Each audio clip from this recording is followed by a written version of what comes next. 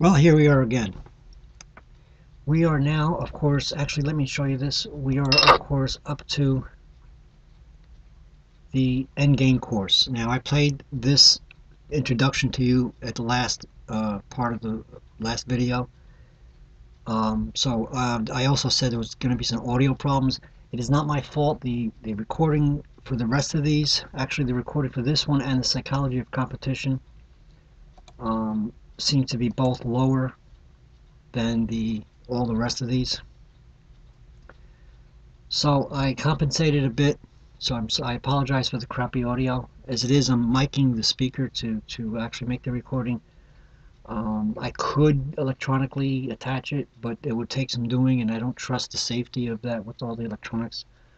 But in any case, it should be better than the last one. I raised the volume a bit. I just want to say quickly that I believe that none of these have the questions that I need to answer. So when I play these, I'm going to be playing them, and I'm going to try to keep quiet for the rest of the video. Of course, if I'm wrong and they do, if Josh Waitzkin does ask questions, I will, of course, answer them. But I think that he just plays and talks and etc. So without going too much into it, I'm going to go ahead and start these. Again, I'm going to try to make it a half hour. I think these are short enough that I may get through as many as the first entire section here, if you can see where the mouse is pointing right now. But I've got 9:32 now, so maybe while it's playing, if the clock chimes 10, that's when I'll end the video. So here we go.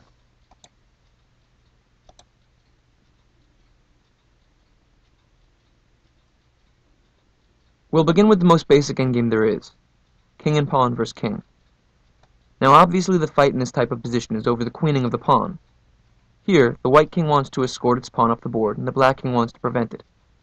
The critical themes to understanding king and pawn endgames are opposition and critical squares. In this position, if the white king can occupy f4, e4, or d4, he's winning. These are the critical squares. If black can prevent it, then the game is drawn. In this position, if black is to move, white is winning. But if white is to move, then it's a draw. Why? Well, the pawn is on e2, and the critical squares for the white king to reach are f4, e4, and d4. If it's black's move, the king has to leave the defense of one of those squares. If he plays king d5, white plays king f4. If he plays king f5, white plays king d4. Now, many chess players believe that in all positions, it's to their advantage to have the move. This is an example of when that is not the case. Let's say white were to move, and he plays king f3. What's black's correct move? King f5. Maintain the opposition. The kings are lined up with one rank in between. Whosever move it is has the disadvantage. Let's try to win with white. If we play e3, black will play king e5. Now the critical squares are the f5, e5, and d5 squares for the white king to reach. It seems very hard. In fact, white can't possibly reach that with correct defense. Let's try. King e2, black simply defends. King e4, king d2, king e5, king d3, king d5. Black doesn't allow the white king near. Let's return to the original position now. We'll see this one out to the end. If it's black's move, he has to play king either f5 or d5, or backwards. Let's say he plays king f5. White plays king d4. This position is objectively winning, because white occupies one of the critical squares. If black plays king f4, then white can immediately start pushing the pawn off the board, e4, followed by king d5 and e5. There's no way to stop it. So black would go back, king e6. Now, what do you play? It would be a critical mistake for white to push his pawn, because if he plays, say, e3, then suddenly the position is drawn again. Black plays king d6, and black has the opposition. The kings are lined up, one square in between. White can't occupy the new critical squares, which are f5, e5, or d5.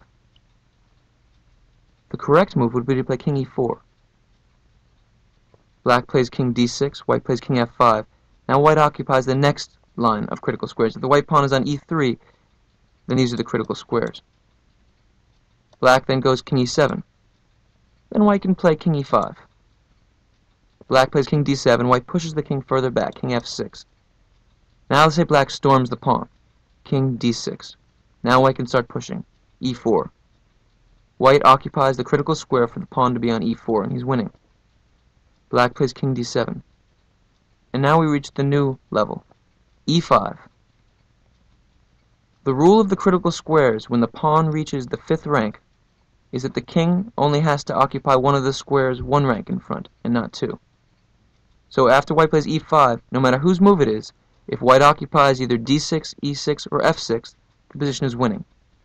So if black were to play now king d8 to try to get a diagonal opposition, then white could simply play king f7, followed by escorting the pawn up the board e6, e7, e8, queen. If instead black were to play king e8, how do you win?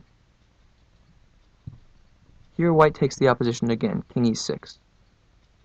If black plays king f8, king d7, followed by the pawn coming up the board, if king d8, then king f7, wins. The key point is that if white were to have played e6 instead, the game would be a draw.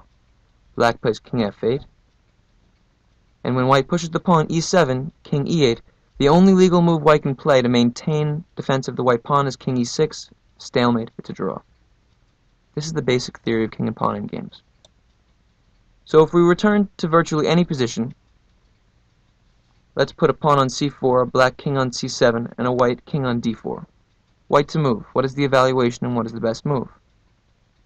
White plays king c5 with the opposition, and white is winning. After king d7, king b6, we have the critical squares and we win. Now these rules that I've shown you are true about the pawn on any file, B through G. A and H files, the rook files, are very different. If a pawn is on A4, or anywhere on the A file, all the king needs to do is occupy the corner, and it's a draw. Why? You can put the white king on B6, for example. All the king has to do is move back and forth, back and forth, back and forth. When the white pawn comes up the board, when he finally moves to A7, it's stalemate. So if the black king were to be on B8 after A7, king A8, king A6, stalemate. And if the black king were already to be on A8 after A7, stalemate. In truth, it goes even further than that. If the white pawn isn't advanced too far, then C7 is all that the black king needs to occupy. Because if black occupies the C7 square, he's either going to immediately get to B7 and A8, or if white can stop that by having a king on A7, there's no way for white to maintain the black king's distance from the corner and get out of the way of his pawn. So white pushes the pawn to A5 to A6. Meanwhile, black just moves back and forth, king C8, king C7. And after finally king B6, then black plays king B8 and enters the corner. If white moves his own king to A8, then black can stalemate white, which you wouldn't think possible when down material. King C7, A7, king C8, white has no legal moves and the game is a draw. This is the basic theory of king and pawn in games. Okay. All right, we're just going to go ahead and move along here. To do this one, I have to keep closing that window and go to the next one. So now that we've seen the basic rules of critical squares, let's take a look at this position that I reached against a master named Georges Mozinois in the Manhattan Chess Club in New York, the winter of 1994. I've been defending a worse position. I'm black. What should I do? Now obviously the critical question is whether or not I can play rook takes g6 and trade off into the king and pawn endgame. It's very important to know the theory of certain endgames in order to be able to evaluate correctly the simplification of positions. And usually in defense, if you can simplify into a drawn endgame, then you do that, because you can force the draw without having to defend anymore. So how do you evaluate this position? Rook takes g6. What do you think? Well, with our knowledge of critical squares, we should be able to see the correct variation.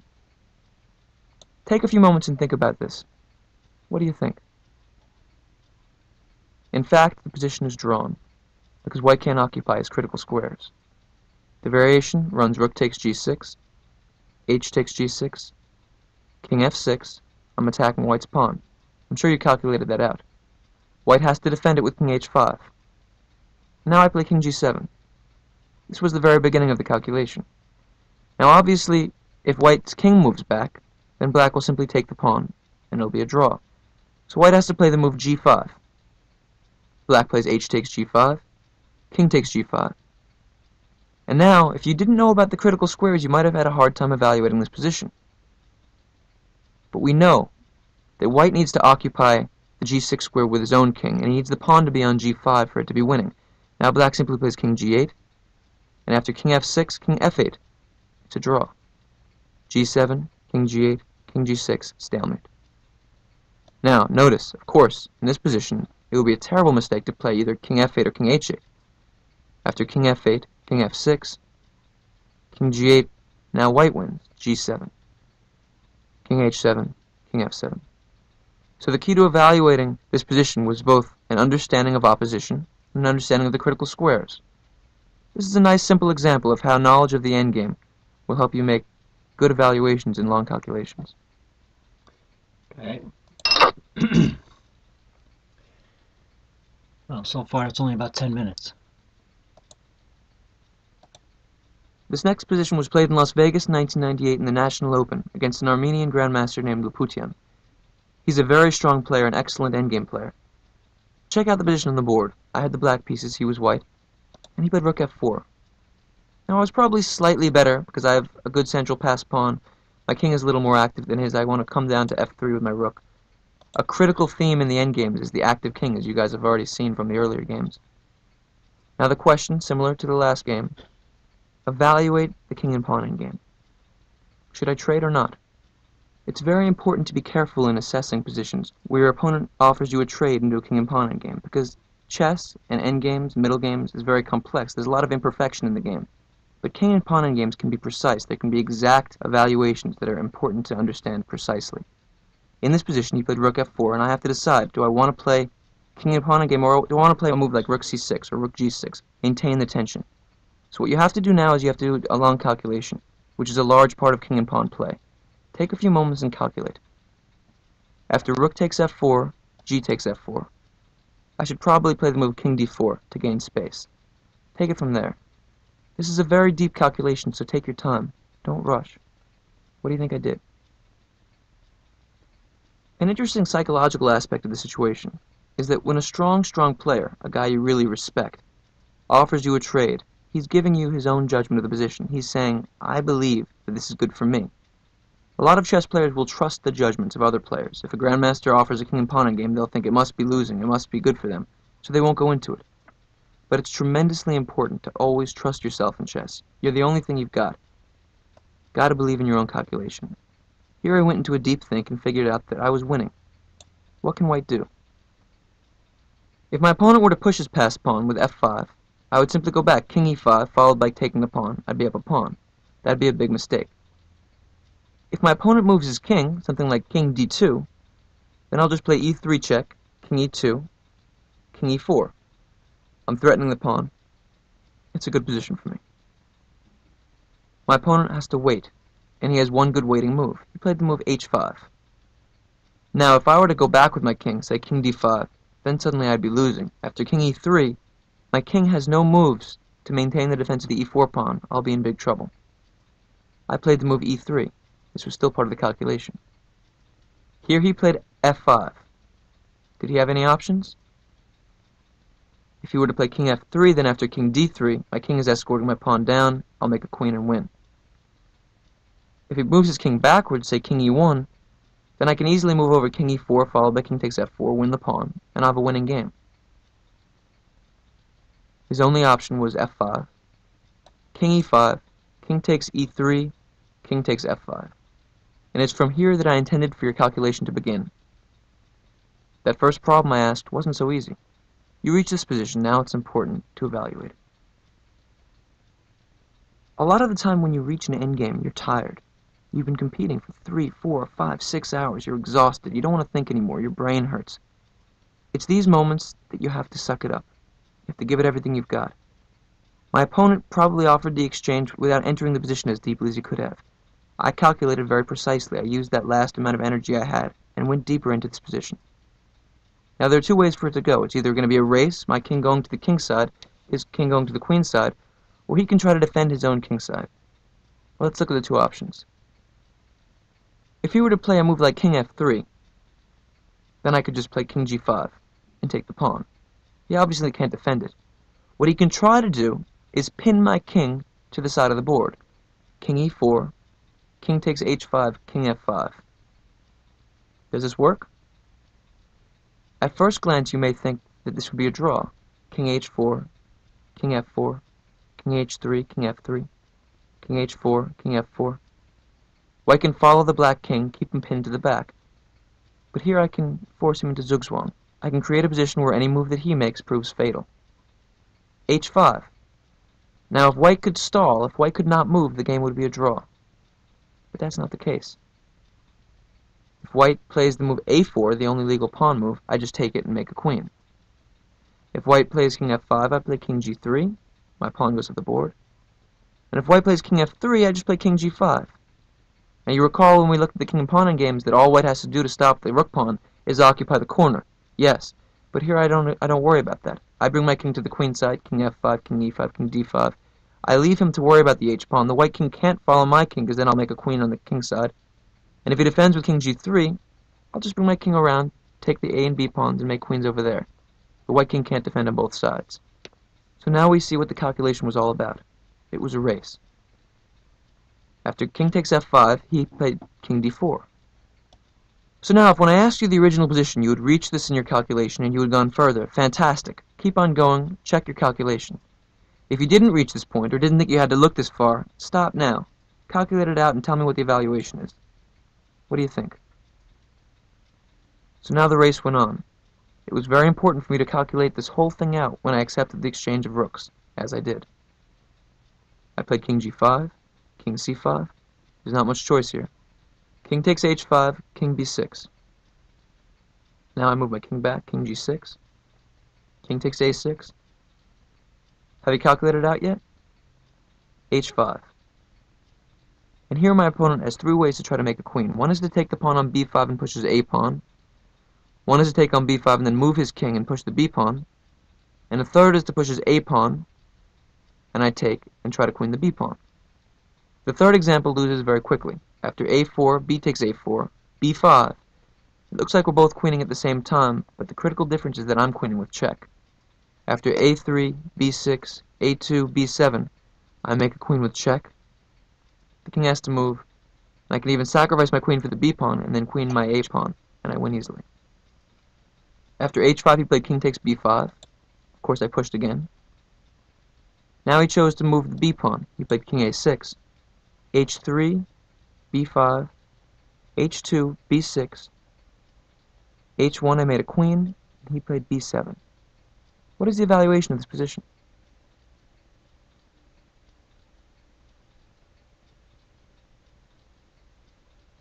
This is a very crucial aspect of king and pawn endgames, because a lot of the time one guy will make a queen before the other guy, and you have to know how to evaluate it.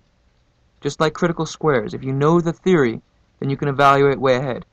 But imagine if in the very, very first position of this whole calculation, when he played rook f4, if when I was calculating whether or not to play rook takes f4, g takes f4, and I had done this long 14-move calculation and reached this position, if I'd come to this final place and not known what the evaluation was, it looks dangerous, of course. His pawn is on b7.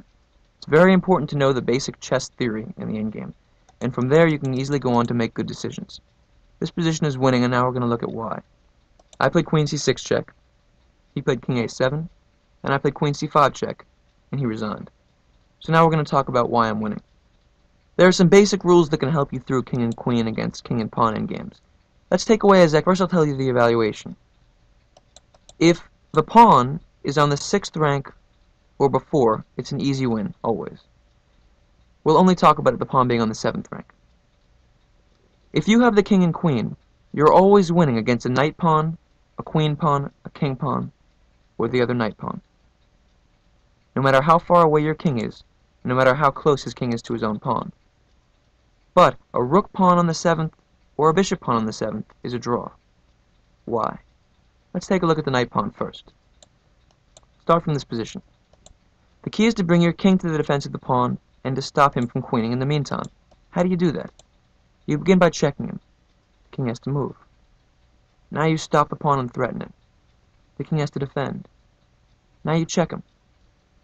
The only move white has is to go in front of his pawn. You've gained a tempo. You bring your king in. Okay, white moves the king.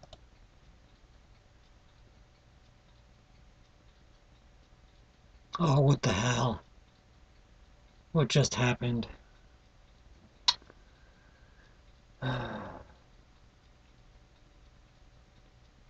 think I might have. I think this is gonna play over again. I tried to hide the update from Adware, and when I clicked it, the whole thing stopped.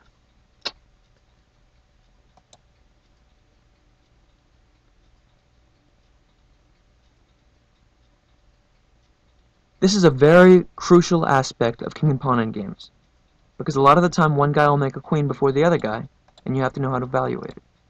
Just like critical squares, if you know the theory, then you can evaluate way ahead. But imagine if in the very, very first position of this whole calculation, Okay, let it when you play played rook over. Sorry f4, about that. if when I was calculating whether or not to play rook takes f4, g takes f4, and I had done this long 14-move calculation and reached this position, if I'd come to this final place and not known what the evaluation was, it looks dangerous, of course. His pawn is on b7. It's very important to know the basic chess theory in the endgame, and from there you can easily go on to make good decisions. This position is winning, and now we're going to look at why. I played queen c6 check, he played king a7, and I played queen c5 check, and he resigned. So now we're going to talk about why I'm winning. There are some basic rules that can help you through king and queen against king and pawn endgames. Let's take away a sec. First I'll tell you the evaluation. If the pawn is on the 6th rank or before, it's an easy win, always. We'll only talk about the pawn being on the 7th rank. If you have the king and queen, you're always winning against a knight pawn, a queen pawn, a king pawn, or the other knight pawn. No matter how far away your king is, no matter how close his king is to his own pawn. But a rook pawn on the 7th or a bishop pawn on the 7th is a draw. Why? Let's take a look at the knight pawn first. Start from this position. The key is to bring your king to the defense of the pawn and to stop him from queening in the meantime. How do you do that? You begin by checking him. The king has to move. Now you stop the pawn and threaten it. The king has to defend. Now you check him. The only move white has is to go in front of his pawn. You've gained a tempo. You bring your king in. Okay, white moves the king. You bring your queen down. You pin the pawn. White has two answers. If he allows you to, you immediately blockade the pawn. Then it's over. Your king can just come to the defense and you win the pawn easily. He goes to the corner and you check him again. Once again, white is forced in front of his pawn. You've gained another tempo. The king comes one step closer. White tries to go the other way. You check him. We know what you do if he goes in front of the pawn, so say he goes over. You stop the pawn from going. He defends, you check him again. He's forced once more in front of his pawn. Your king comes one step closer. We're noticing a pattern here. The white king moves, you pin him. He moves again, you check him. He moves again. What is your best move here? Be careful. You don't want to draw when the win is so close. Imagine how terrible you would feel if you played king d7 or king d8 and your opponent looked at you and said stalemate. It's over. When the victory is as close as it can get, you can still throw it away. Always be careful. The correct move is just king d6, and then after he plays king c8, queen c7 is checkmate. No problem. So the technique, and you can figure this out logically, you don't have to memorize the moves. The technique is to keep on checking him or pinning him, force the king in front of the pawn, and then bring your king one step closer. The technique is exactly the same for d or e pawns. Just to look quickly, if the pawn was on d7, you can check him. The king moves, you force him in front, you bring your king closer, he moves, you pin him, check him. The normal pattern. You force the king in front again. Notice again, I didn't stalemate him. This would be stalemate. Be careful. He moves, and now, of course, white has no threat. He can't queen because he's pinned. You just bring the king over. The king has to go this way because this would be checkmate. King moves away, and you take the pawn, and mate quickly follows. Now, why do you think it is that a bishop pawn is drawing? This is one of the interesting paradoxes of chess. If you have a queen against the bishop pawn, there's no way to stop him from pushing the pawn without stalemating him. Why? Let's take a look.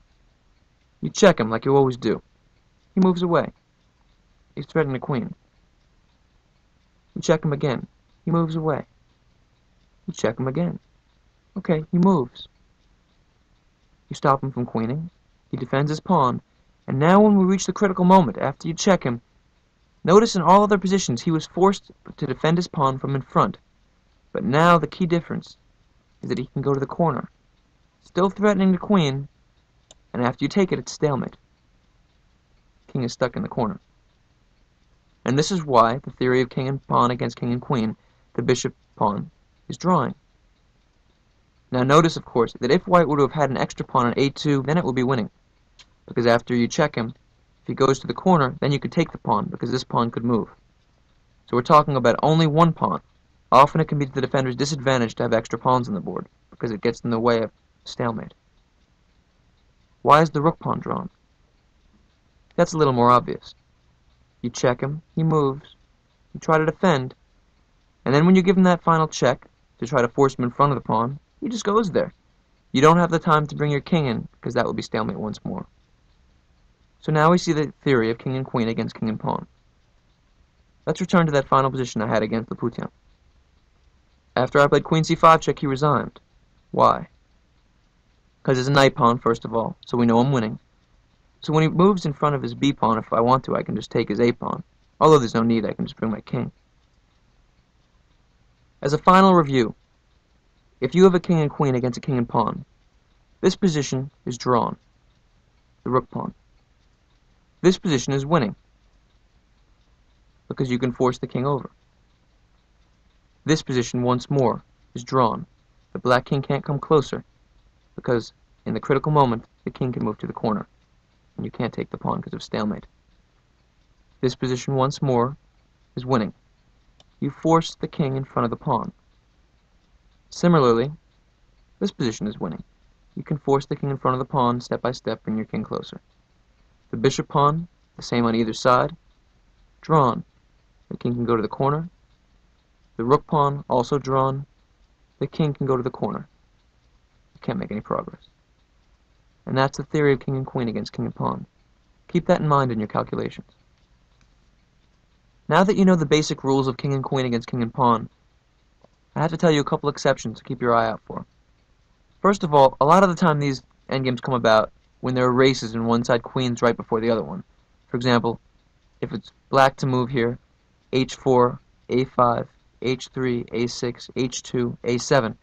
Now black queen's right before white defends the queening square, and it seems like, yes, it's a rook pawn and so it should be a draw, because of what I just told you. But this position is winning for black.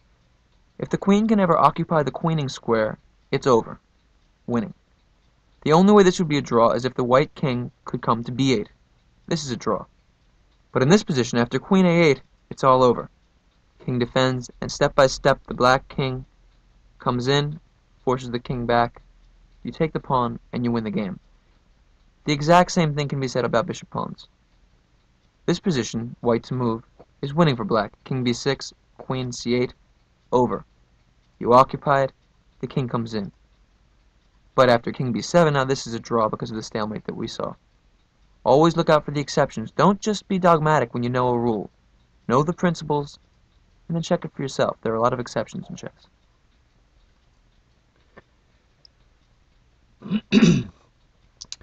Well, that took a little bit more time because I had to replay it. The clock is about to strike. But I'll tell you what, I'm going to pause this and let the clock strike and play the last piece. In other words, I'm going to play this fourth part here. If you see where my mouse is pointing on the right side of your screen, if you play this at HD, you'll be able to see it better. So, any second now the clock is going to strike. There's the first one. I'm going to pause this now. Okay. I'm going to go ahead and play this last part. So this might run a little over a half hour, but I think it's worth getting that one section done at a time. This was the king and pawn. The next one is going to be bishops of the same color, but we'll get that to in the next video. So here goes the last part of king and pawn. This next endgame also begins with a decision as to whether or not I should enter a king and pawn endgame. My opponent was a Russian grandmaster named Roman Gingiashvili. We played this game in the Marshall Chess Club in 1993. I had the white pieces. His last move was queen f7. What should I play? You'll notice first of all that the material is even. He has a protected pass pawn on the d file, and I have a pass pawn on the e file. He has a 2-to-1 advantage on the king side, and I have a 3-to-2 advantage on the queen side. That understood, I have one distinct advantage. My potential pass pawn on the queen side is far away from his king, and this could prove decisive. Take a moment here. Think. White to play. Would you take the queen? Now, if you think you know the answer, that's great, but I want you to think a little bit longer. You'll have to do a deep calculation here. Many king and pawn games come to long calculations, and when you play a strong grandmaster and they offer you a queen trade into a king and pawn game, they obviously have a very strong opinion about it. They believe it's good for them. Now, you shouldn't trust them. A lot of players play against grandmasters trusting the strong player's opinion. You don't want to do that. You have to trust yourself. But on the other hand, you have to respect them. So take a look at the board. Study the position. Think deeply. Calculate. After queen takes f7, king takes f7. Probably I want to begin with b4. Try to play on the queen side. Calculate that line out as far as you can. Evaluate it, and make your decision. Take your time. Okay. I calculated it out. Played queen takes f7. King takes f7, and b4. So immediately we see that white has a threat. If he allows me to play b takes c5, b takes c5, and then a4, the position will be completely winning. I have 2 passed pawns, and he can't possibly defend against them both. If his king runs to the queen side, to c6 say, I play a5. If he goes to b7, I play e5. King c6, I play a6. King b6, e6. The king doesn't know which way to go, there's no way to take care of both weaknesses, and I win the game. He can't allow that. His only option is to take it. He played c takes b4, a takes b4. And now king e6. As you go through this endgame course, you're going to see again and again the power of an active king. It's very, very important to play actively with your king in the endgame. In the open and in the middle game, you want to protect him, keep him safe. But in the endgame, he becomes an active warrior. My opponent's idea is to play king e5, attacking the e4 pawn. I played king d3. He played king e5.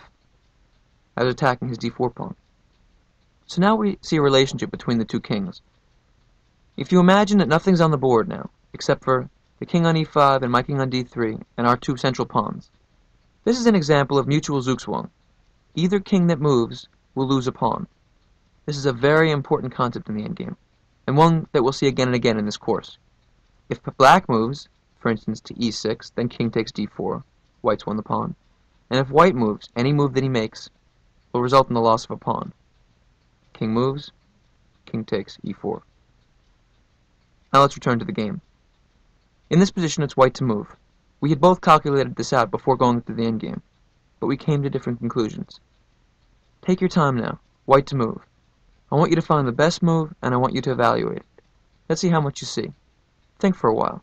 Even stop it for 10 minutes. Let's see what you come up with.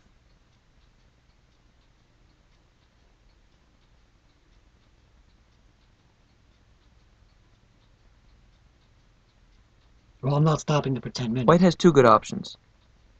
One is to play c5, and one is to play b5. Which one you like more? My guess is that most of you like the move c5, so we'll analyze that first. He would have to play b takes c5, and now I have 2 options. One is to play the natural b takes c5, and the other is to play for a passed pawn that's further away from his king with b5. Let's look at b5 first. After b5, he has to come to stop it, king d6. Do you think that my 2 pawns can be stopped by his king? It turns out that in this position they can, and now we're going to talk about the relationship between a lone pawn and a lone king. In this position, if I play the move b6, then he can play king c6, and then if I run with the other pawn e5, he plays king takes b6, and if I play e6, king c6, e7, king d7, e8, king takes e8. It didn't work. The pawns weren't far enough apart. If I were to begin with e5 check, then after king takes e5, b6, king d6, it also doesn't work. b7, king c7, b8, king takes b8. So the move b5 wouldn't work at all. My other option is to play b takes c5. Now these two pawns are much more effective against the king. Why? Let's clear the board for a minute. It's very important to understand the relationship between pawns and a king. In this type of position, the white pawns protect themselves. If black plays king takes d3, then the pawn can go up the board, e5, e6, the black king can't stop it. Those pawns are self-sufficient. If the pawns are one file apart from one another, they also defend themselves. Let's take a look at it. If the king goes to c5, then white can play e5. Now the pawns create a barrier. d6 is covered here, d5 is covered there. If black plays king takes c4, then after e6, the king can't get back. He'll make a queen. If black goes back with king c6, then say white can waste a move somewhere. Then after king d7, c5, we reach the same position. If black goes left, white goes right. If black goes right, white goes left. The two pawns, one file away, protect one another. What about two files away? Paradoxically, pawns 2 files away are much harder to coordinate than 1 file away. In this position, black can by force win the pawns. He plays king f4, say. After c4, king e5. And now if white plays f4, then just king takes f4, c5, king e5, c6, king d6, he gets back. And if white plays c5, then just king d5. Black takes first that pawn, and then returns and takes the other pawn. So we see that pawns that are 2 files away are harder to coordinate against a king than pawns that are 1 file away. It's important to know these rules. Now that we're talking about principles of king and pawn endgames, I'm going to show you another important one. Have you ever found in calculating endgames that it's very hard to see from a long way away whether or not a king can get back in time to stop a pawn? Well, I'm going to show you the trick. This is how you do it. It's called being in the square of the pawn. Take a look at this. Let's say the black king is trying to stop the white pawn here. There are 2 ways to figure it out. One is to calculate it out. White plays here, black plays here, boom, boom, boom, boom, boom, boom. We see that black can do it. Great. But there was a much easier way. Look at the square of the pawn.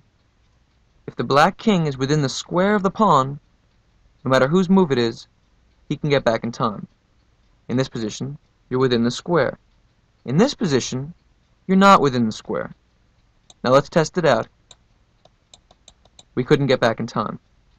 I'll show you a few more examples. White plays a5. Can black get into the square of the pawn? Absolutely. King d5. He's within the square, and he can defend it. Here, g3. Can black get back? What's the square? Black isn't inside of it. He can't get back. We're still not within the square of the pawn. So when you're calculating out king and pawn endgames, it's good to have these kinds of tricks. It makes life much easier. You can turn a 10-move calculation into a 4-move calculation. Believe me, it'll save you some headache. So now back to the position after if I had played c5, b takes c5, b takes c5. My opponent would probably play h5, beginning his expansion on the king side, because as we've seen, these 2 pawns have a good way of freezing the king. But it's mutual. My king can't move either. If I play king c4, then he can play king takes e4 and begin to escort his pawn up the board, d3, d2, d1. After h5, I would play c6. I have to get rid of his d4 pawn. He plays king d6, king takes d4, and now black has to make a critical decision. Now when I asked you the original question, to really have had a complete answer, you had to calculate this position and find black's next move. And only then would you be able to know that this position was in fact drawn. The most natural move is in fact the correct one. King takes c6 forces a draw, and we'll look at how in one moment. But first, a lot of you may have had the inclination, as I do, naturally looking at the position, to play h4 first. There are 2 reasons for this. First of all, white can't defend his pawn, and white's going to have to get rid of it with a move like c7. But more than that, white is probably going to end up taking both of black's pawns. On h5 and g7, they're closer to one another. It'll take fewer moves. The move h4 separates the pawns by an extra rank, and so it'll take white more time. But h4 would be a blunder. Let's take a look at why. White should play king e3, king takes c6, king f4, king d6. Now calculate this out from here. Make sure you can do it. Evaluate it. Remember the lesson of the critical squares.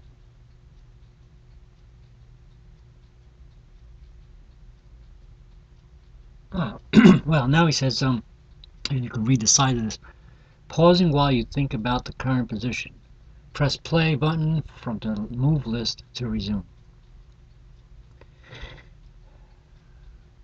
Well, this video's gone on for long enough. You could always pause it. So I'm just going to go ahead and press play. White wins with king f5. King g5 would be a big mistake. We have to shoulder the black king away.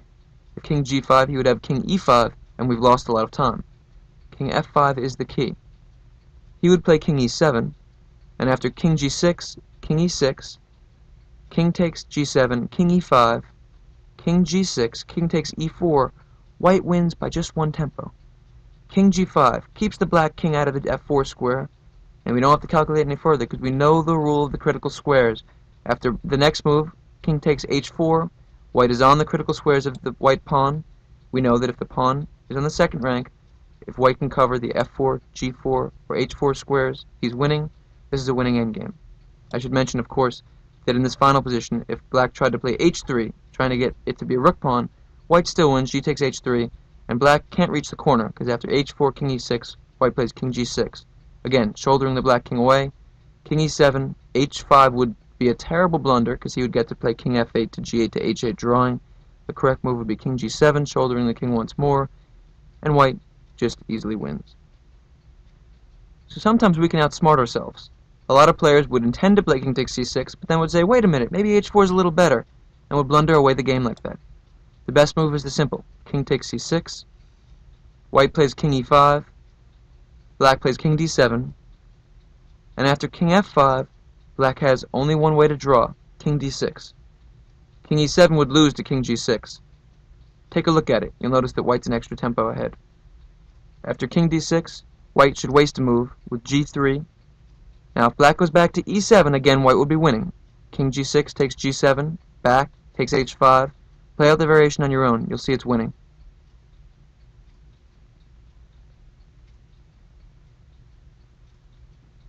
Okay.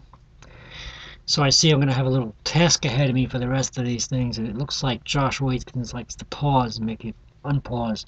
In the meantime, I'm trying to scroll aside for you so you can read it. Well, Black's only move is king c5. He keeps an eye on the e4 pawn, and this position is drawn. White plays king g6, king d4, king takes g7, king takes e4, and after king g6, black plays king f3. White doesn't have time. King takes h5, king takes g3, an empty board, a forced draw.